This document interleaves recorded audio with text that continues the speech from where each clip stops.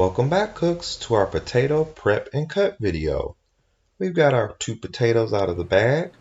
We'll go ahead and we'll rinse and wash these off and clean them thoroughly.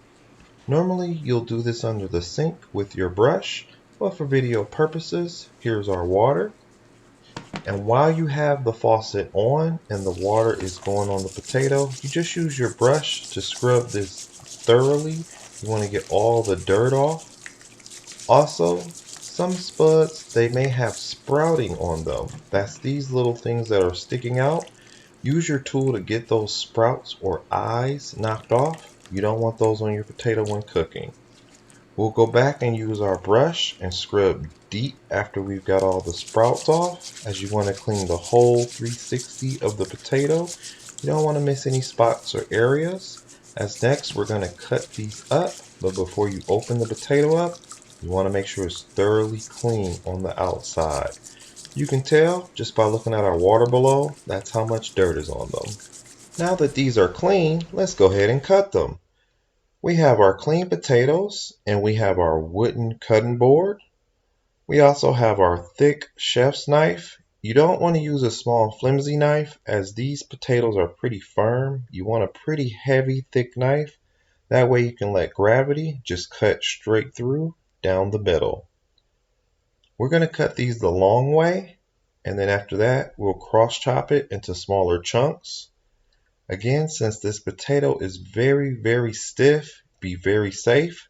You can anchor the tip of your knife on the wooden cutting board, hold the potato in place, and just let gravity drop the knife down. This will cut it right in half down the center, and you've got a nice even cut. We're going to do this again, same thing. Let's anchor the tip of our knife and then let gravity drop the knife down. And yet we have another even cut. We're going to do the same to this side as well. Anchor your knife and just let the knife drop down.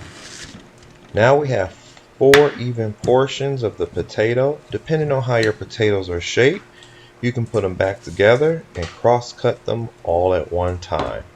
Remember to move your fingertips back, put your knuckles against the knife. This way every time you do a chop, it'll push your hand back and you can push your potatoes forward.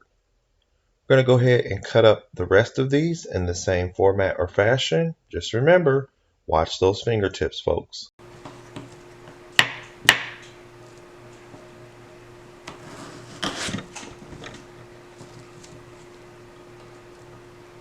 And depending on what you're making, you can cut these into even smaller cubes. For what we're making, we're going to want these kind of chunky because they're going to cook down in our boiling water. We'll go ahead and store these in a Tupperware bowl. Again, you can grab all your chunks, cut them up now, and then save them in the fridge for when you're ready to put them in your boiling water. We'll go ahead and just for reference, we'll chop this one up as well. I'll speed the video up. Remember to always anchor your knife. Let gravity do the chop, turn it, and then cut it the crossway as well. This will give you a better view. We'll speed up here, but for video purposes, this way you can see. We're letting our knife do all the work here. Even when we turn it, you're just cutting them down in same even cut pieces. We'll add this to our bowl, and thanks for prepping with B&T's Recipes.